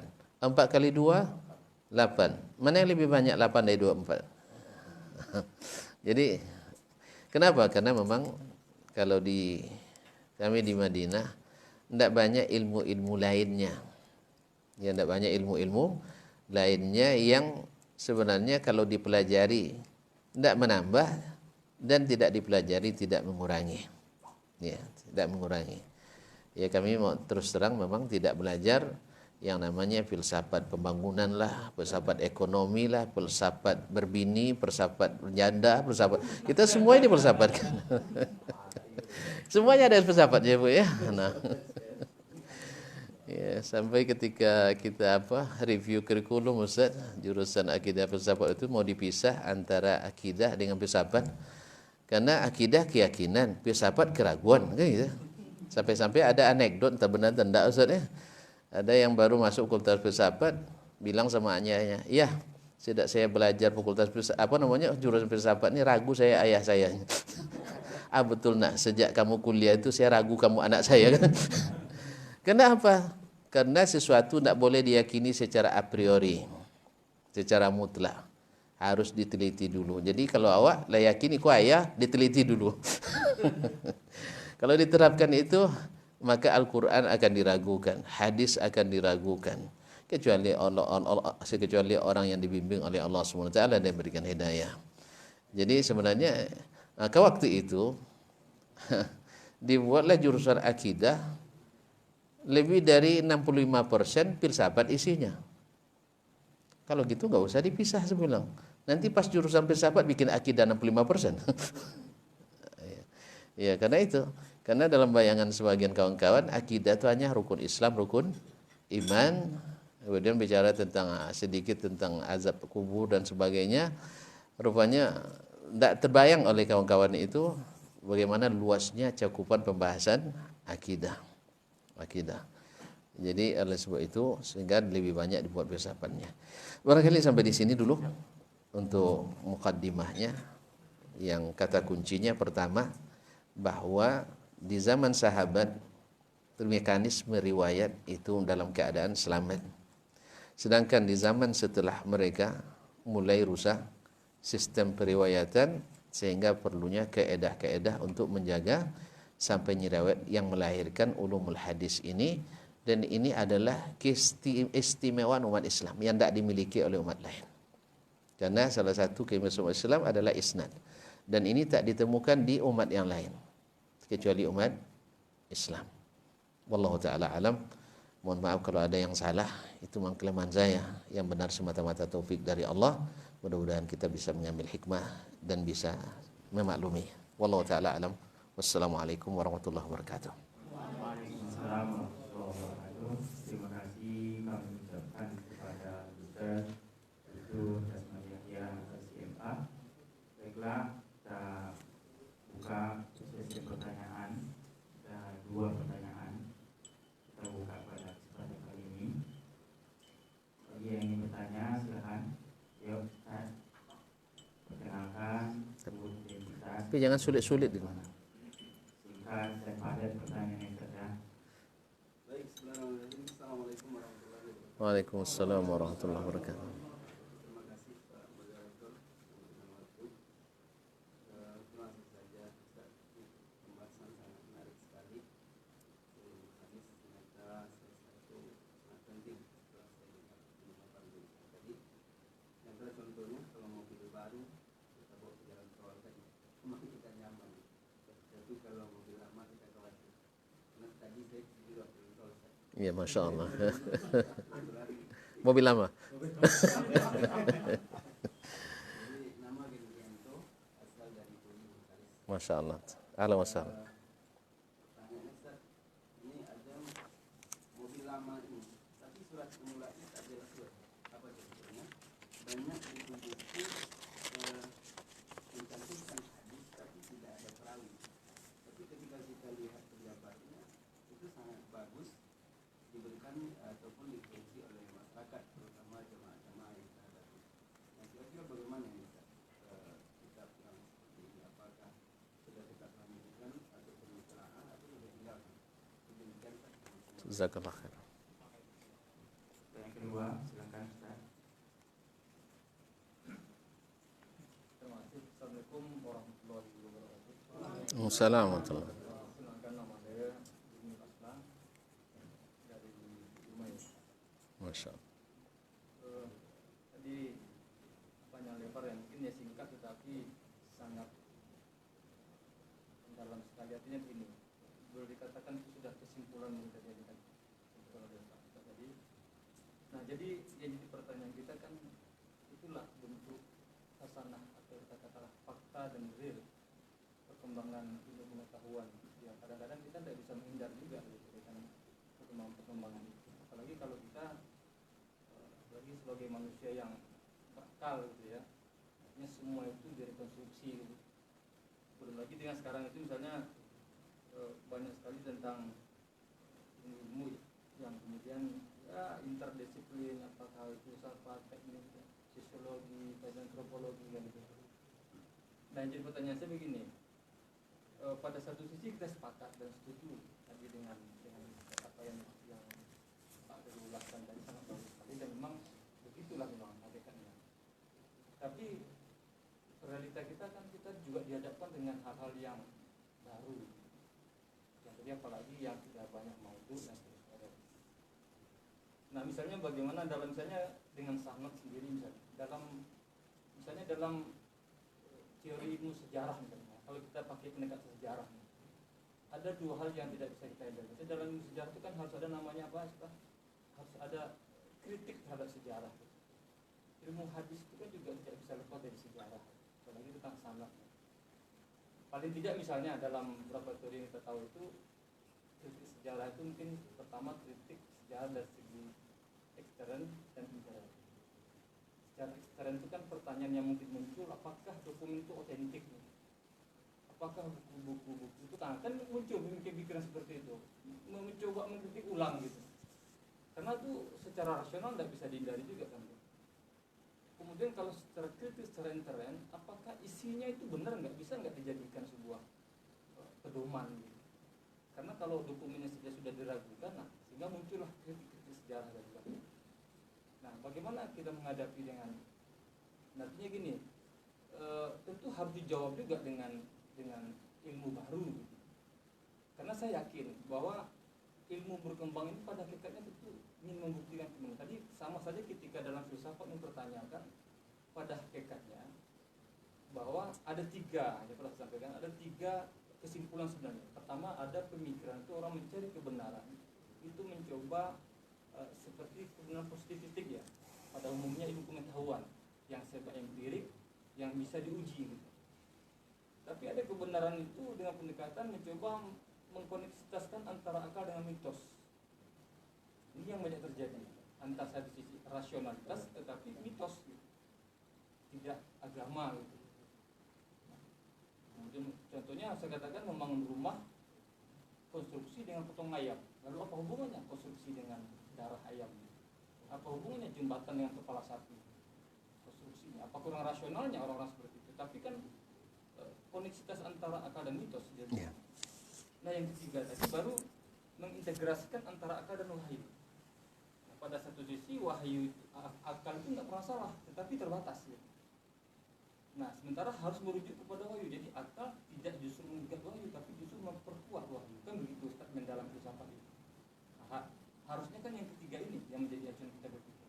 Nah maksud saya, nah ini kan kita kan ingin mencari karena dengan sekarang sudah banyaknya rusak tadi yang Pak katakan tadi, faktanya seperti itu. Maka kan mencari kebenaran lagi, kebenaran lagi, dan ini nggak pernah selesai gitu. Ya. Mungkin saja. Jadi mungkin maksud saya mungkin perlu gimana kira untuk menyikapi pemikiran-pemikiran seperti ini dengan berkembang, apalagi sekarang kalau untuk studi doktor itu kan cara berpikirnya lebih mendapatkan filsafat, pendekatan filsafat kan Pak. Gitu ya Pak. Mungkin bisa disusun ulang lah Pak. Maksudnya seperti itu. Dua saja. Baik, alhamdulillah. Tidak banyak-banyak. Pertama pertanyaan akhi dari Duri tadi ya. Jazakallah khairan.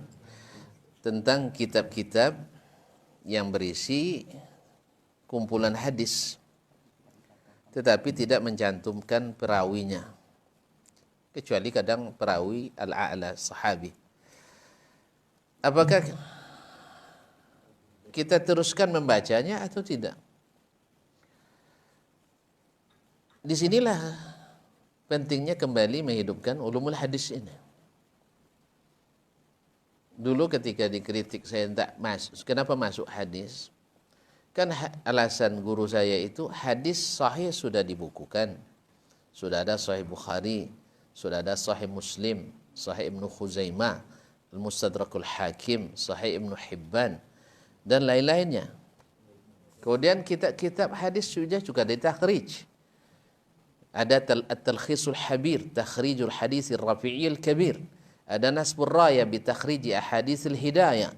Ada Tuhfatul Talib bi takhriji Ahadits Ibn Al-Hajib, dan seterusnya banyak kitab-kitab sudah tulis. Sedangkan fikih itu sifatnya dinamis. Ada masalah-masalah kontemporer yang akan tetap kita bahas. Untuk hadis mana yang lagi kita bahas? Lalu apalagi ditambah dengan sedikit ancaman. Hadis itu payah cekojon. Payah cari kerja. Lalu saya bilang orang tidak sekolah dapat juga bekerja, apalagi kita dah sekolah. Yang cekojo itu banyak. Yang sedikit piti yang tidak ada. Kalau kojo banyak, kalau mau kerja banyak, kojo piti yang tidak ada. Nah, iya tak? Nah, akhirnya saya masuk aja. Akhirnya saya paham bahwa jangankan kita yang tak punya referensi kitab, masih banyak ulama-ulama kaliber dunia, ya, kaliber dunia, yang aktif menulis ratusan kadang kitab yang dikeluarkannya, masih aktif menggunakan hadis palsu, masih menggunakan hadis dhaifun jiddan. Sah? Berarti masih meninggalkan pekerjaan banyak lagi bagi kita. Sebutlah misalnya, kalau sebut nama, kan ini ranah ilmiah kan, misalnya Syekh Dr. Al-Qardawi menulis kitab Al-Halal wal Haram fil Islam. Ya tak? Terlepas dari isinya, tetapi di antara hadis yang beliau keluarkan, banyak juga hadis-hadis dhaif. Padahal beliau termasuk yang menulis kitab Kaifa Nata'amal ma'al Qur'an ma'as Sunnah. Dia juga tahu keadaan, ternyata masih tetap ada hadis-hadis dhaif yang menjadikan dalil. Maka datang pula ulama lain menuliskan takhrij ahaditsil halali wa haram. Ghayatul maram bi takhrij ahaditsil halali wal haram. Yang tujuannya adalah mengkhidmat kitab ini. Imam Al-Ghazali rahimahullah dengan segala kelebihannya dan kecintaannya pada Islam, kita tidak ragukan jasanya. Beliau menulis kitab yang fenomenal, Ihya Ulumuddin. Cuma karena beliau konsen ilmunya lebih banyak kepada filsafat, sehingga dari sisi hadis, mungkin hadis di atas rata-rata kita dia. Cuman tidak seperti ulama hadis. Maka kitabnya penuh dengan hadis-hadis lemah sekali dan bahkan palsu. Lalu datang pula Imam Al-Iraqi menulis kitab Al-Mughni an Hamlil Asfari fil Asfar bi takhriji ma fi kitabil Ihya'i min al-akhbar. Dihitung oleh muridnya Ibnu Hajar, muridnya Al-Iraqi di antaranya Ibnu Hajar, bahwa hampir 2/3 dari hadis yang disebutkan dalam Ihya Ulumuddin itu hadis dhaif jiddan, bahkan ada yang palsu. Nah, kita katakan ini mengkhidmat kitabnya Ihya Ulumuddin karena dia dipakai, kalau Indonesia kan buku wajib tuh. Kalau ustaz wajib punya kitab buat Ihya Ulumuddin. Ya tak? Nah, makanya ketika kita pegang ini, pegang takhrijnya. Bagi kaum pergerakan misalnya, pasti membaca kitab Fi Zilalil Quran, tulisan Syekh Said Qutb rahimahullah. Beliau adalah seorang sastrawan dan seorang wartawan aslinya. Jurnalis ya. Seorang jurnalis dan seorang sastrawan. Bukan seorang pakar tafsir. Jadi makanya tafsirnya lebih kepada sisi bahasa. Tentu saja banyak akan ada hadis-hadis yang bukan jangkauan beliau. Diambilnya kita Ihya Ulumuddin misalnya, ketemu hadis qala Rasulullah, kan sudah qala Rasulullah berhadis kan. Nah, lihat mungkin ke situ sesuai pula dengan pemikirannya. Akhirnya dia sebutkan itu hadis. Datang lagi peneliti menulis takhrij ahaditsu zilalil Quran. Berarti ilmu hadis ini masih tetap harus eksis, diperlukan. Nah, kalau antum misalnya, kalau di Indonesia kan kita sering menjadi rujukan kitab Al-Bantani, apa nama kitabnya? Tanbihul Ghafilin. Tanbihul Ghafilin yang juga perlu ditakhrij dan dikhidmat. Kalau kita di pondok dulu ya, Mukhtarul Ahadits Nabawiyah. Ya, secara sederhana banyak kita temukan hadis-hadis palsu di dalamnya. Hadis itu jadi mahfuzat wajib kita. Nah, berarti ilmu hadis perlu hidup kembali. Makanya apa yang dilakukan oleh seperti Syekh Al-Albani rahimahullah ta'ala dan murid-muridnya adalah mengkhidmat kitab-kitab ini supaya yang sahih disebutkan, yang tidak sahih dipilah dan dipisahkan. Nah, kembali ke pertanyaan antum, apakah kita teruskan membacanya? Kalau memang ragu, tidak tahu, lebih baik ambil yang selamat. Ya, daripada antum membaca Mukhtar Ahadits Nabawiyah, baca Mukhtasar Sahih Bukhari, Mukhtasar Sahih Muslim. Atau kalau bagi pemula kita ini, para ulama menasihati kita kalau untuk menghafal, hafalah Arba'in Nabawiyah dulu. Setelah hafal itu masih juga berminat lagi, lanjut ke Umdatul Ahkam. Masih lagi hafalkan Bulughul Maram. Karena kita di Indonesia kan mazhab Syafi'i. Nah, masih lagi Riyadhus Shalihin.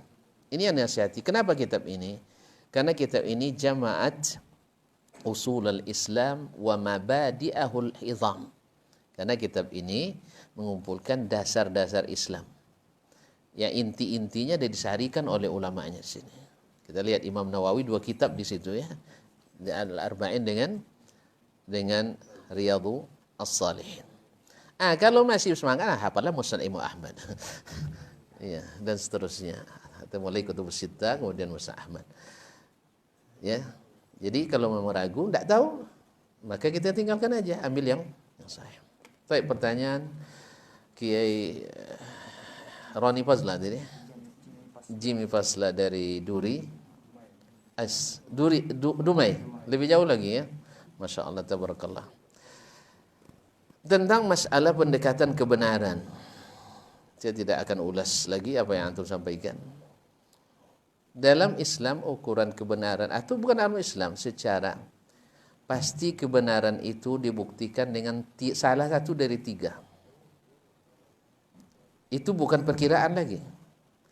Kalau masih mengintegrasikan antara mitos dengan filsafat, atau menganalogikan yang abstrak kepada yang konkret dan seterusnya, bisa benar bisa salah, dan banyak di antaranya salah.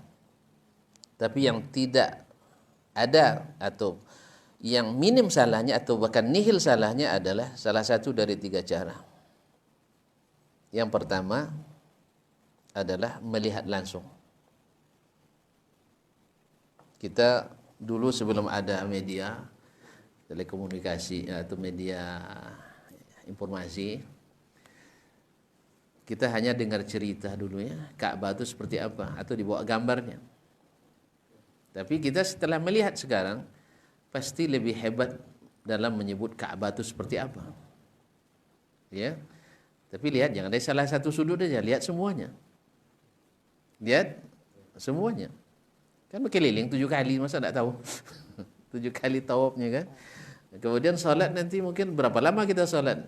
Sehari ini solat di bagian rukun Syami, besok solat rukun Yamani, besok solat di rukun Hijr Ismail dan seterusnya. Seolah lebih hebat. Dan ini pasti benarnya. Pasti benarnya. Ya, bahwa Ka'bah itu adalah segi 4. Bajunya warna hitam. Ada tulisan ini dan itu. Secara umum akan sama nanti, siapapun yang melihat. Cuman akan ada bedanya yang masuk ke dalam dengan yang tidak masuk, gitu ya. Ya kalau sudah di presiden jadi menteri mungkin masuk ke dalam. Kalau kita lihat dari luar itu hanya kelebihan yang Allah berikan. Tapi dengan melihat juga. Ini tidak ada diragukan tidak ada diragukan kesalahannya. Sangat minim. Yang kedua, melihat sesuatu yang sama dengannya. Ini analogi. Bahwa ini gambarnya Ka'bah. Atau filmnya, dokumentasinya Ka'bah. Itu pasti. Karena gambar aslinya. Dan ini tidak diragukan. Makanya berlakulah qiyas, analogi, ijtihad ulama dalam mengkiaskan berbagai produk hukum. Kemudian yang terakhir adalah melalui berita yang pasti benarnya. Al-khabarus sadiq. Melihat tidak mungkin. Melihat yang mirip dengannya tidak mungkin. Sekarang replika kuburan kan nggak ada di kita. Azab kubur, nikmat kubur, nggak ada replikanya, nggak ada. Tapi hadis menyebutkan. Hadis menyebutkan. Kiamat. Ada gambarnya? Gambar kiamat nggak ada. Nggak bisa dianalogikan. Yang bisa di sini adalah berita yang benar. Seluruh yang kita bayangkan nanti akan keliru. Makanya tidak berlaku analogi. Tentang Allah Subhanahu wa taala, apalagi tidak mungkin berlaku ilmu analogi di sini. Semua yang kita bayangkan tentang Allah pasti salah. Tapi semua yang Allah beritakan tentang dirinya pasti benar. Maka tidak boleh dicampur adukkan antara logika yang dipaksakan untuk memahami ayat-ayat tentang sifat-sifat Allah Subhanahu wa taala. Jangankan kepada Allah, kita saja sering mengatakan kalau di atas berarti membutuhkan yang di bawah, gitu ya. Gitu. Ini di atas meja, kalau ditarik mejanya dia jatuh. Sah? Apakah semuanya seperti itu? Enggak. Matahari, di mananya bumi? Di atas. Apakah matahari membutuhkan bumi? Enggak. Langit di mananya bumi? Di atas. Apa langit membutuhkan bumi? Tidak. Yes, ya? Nah. Oleh itu, maka inilah pendekatan yang logis, realistis. Kembali kepada sejarah. Sejarah itu adalah sesuatu yang sudah terjadi. Betul? Ya. Di dalam Islam ada namanya sirah nabawiyah atau at-tarikh. Kalau sesuatu yang sudah terjadi bisa dibuktikan dengan data atau dengan berita. Contoh data Al-Quran masih ada sampai hari ini. Ini datanya. Bahwa Nabi itu betul-betul eksis. Ini datanya ada Al-Quran Dan Al-Quran menceritakan kebenaran itu. Bahwa ada hadisnya, sampai hadis kepada kita, baik secara tertulis maupun riwayat. Ini bukan pendekatan secara filosofis, tidak. Ini pendekatan fakta empiris langsung. Ada buktinya. Tapi dokumen resmi dan otentik sampai melalui tangan-tangan yang amanah. Beda dengan kalau hanya secara imajinasi atau mitos misalnya. Ada sebagian pendekatan yang disampaikan oleh pakar sejarah kita di sini, di Indonesia, atau lebih tepatnya pakar budaya, bahwa Indonesia itu banyak ulamanya. Dengan arti kata lain, Islam masuk ke Indonesia melalui para ulama. Seperti yang dikemukakan oleh Profesor Azumardi. Iya. Alasannya apa? Sebab Islam sejak masuknya eksis sampai hari ini. Saya akan menggugat. Saya orang hadis ya. Kalau dalam pepatah Arab dikatakan al-ba'ratu tadullu 'alal ba'ir. Kalau ada tai ontanya berarti ada ontanya singgah di situ. Wal atharu yadullu 'alal masir. Kalau ada jejak berarti ada orang yang lewat. Baik.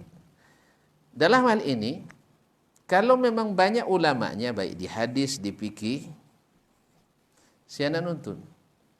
Kapan Islam masuk di Indonesia?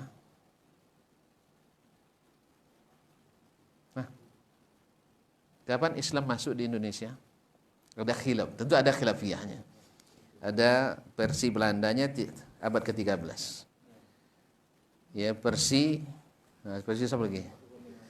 Tapi dokumen yang didapat, kalau Dr. Daud Rashid dalam disertasi menyebutkan abad kedua Hijriyah. Dan ini yang lebih kuat berdasarkan bukti-bukti otentik. Nah, berarti abad kedua Hijriyah, berarti Islam sudah masuk ke Indonesia. Berarti bersamaan dengan masuk Islamnya ke Andalus. Iya kan? Abad kedua masuk ke Andalus. Sekarang pertanyaannya, Islam masuk ke Andalus, maka lahir ulama-ulama. Dari sejak abad kedua itu ulamanya ada, baik dalam sanad hadis ada, maupun kitab-kitab yang mereka tinggalkan ada. Ada penulis kitab Musnad sebesar Musnad Imam Ahmad, Baqi ibn Makhlad. Si Profesor Akram Dia Al-Umari membuat penelitian dan perbandingan bahwasanya Musnad Baqi ini sama besarnya dengan Musnad Imam Ahmad. Karena dia berguru sama Imam Ahmad. Di saat Imam Ahmad kena tahanan rumah waktu itu. Karena tidak menyetujui undang-undang Omnibus. Nah. Ya. Jadi beliau kena tahanan rumah.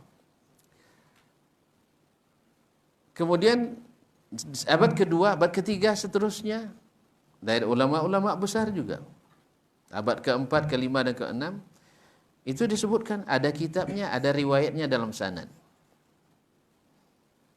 Sedangkan untuk Indonesia, mohon maaf, sepanjang yang saya ketahui dan sudah berusaha mencari, tidak ketemu namanya dalam kitab, dan tidak pula ada kitab yang ditemukan ditulis pada masa itu.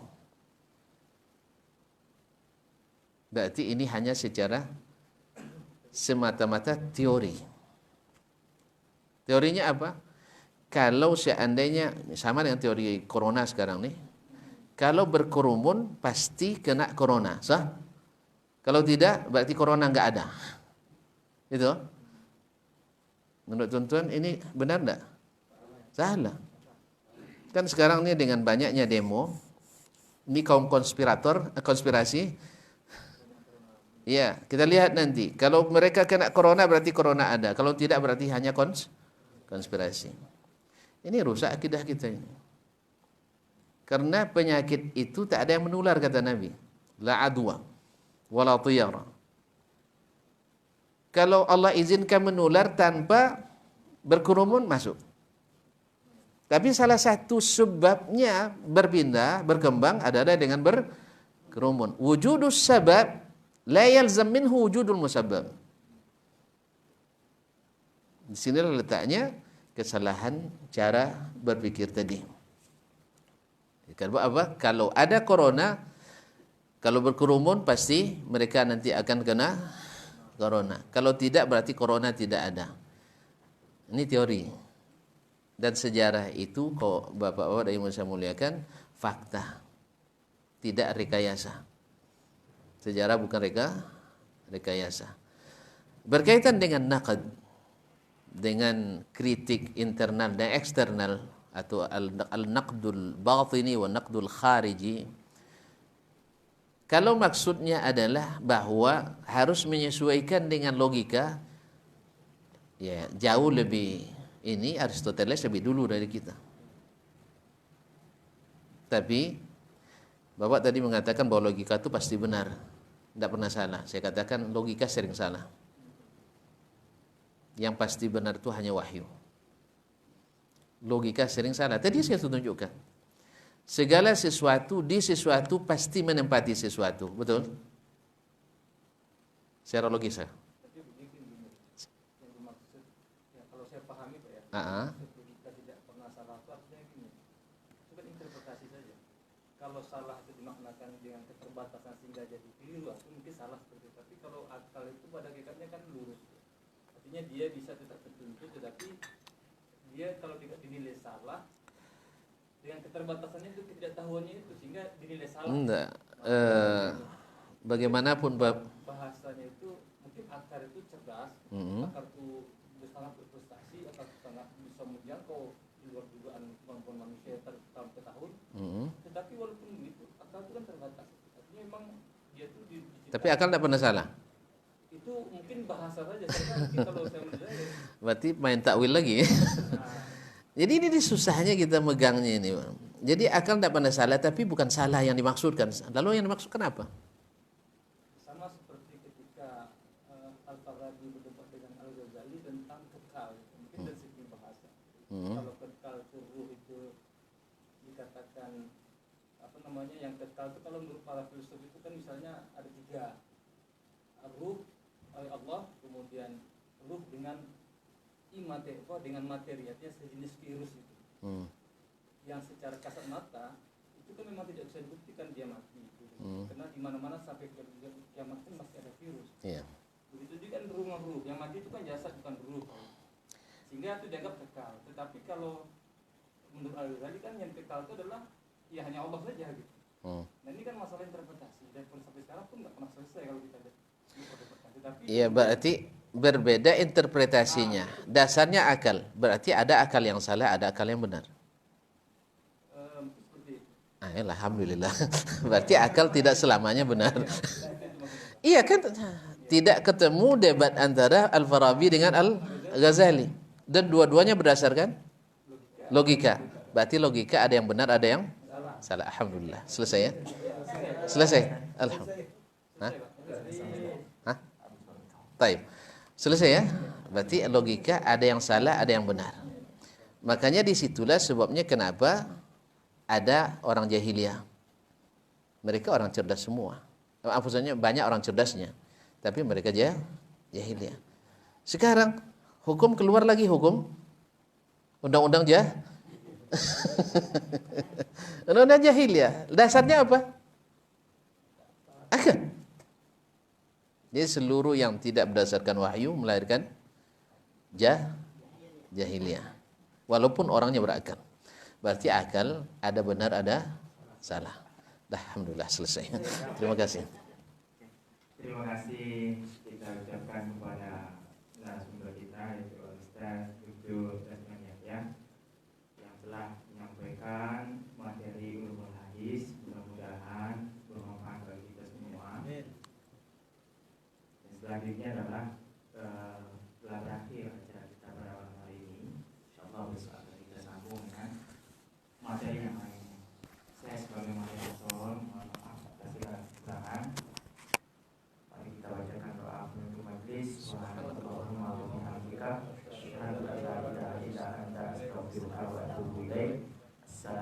Assalamualaikum warahmatullahi wabarakatuh. Waalaikumsalam warahmatullahi wabarakatuh. Jazakallahu khairan. Barakallahu fikum. Yuk, boleh istirahat Bapak.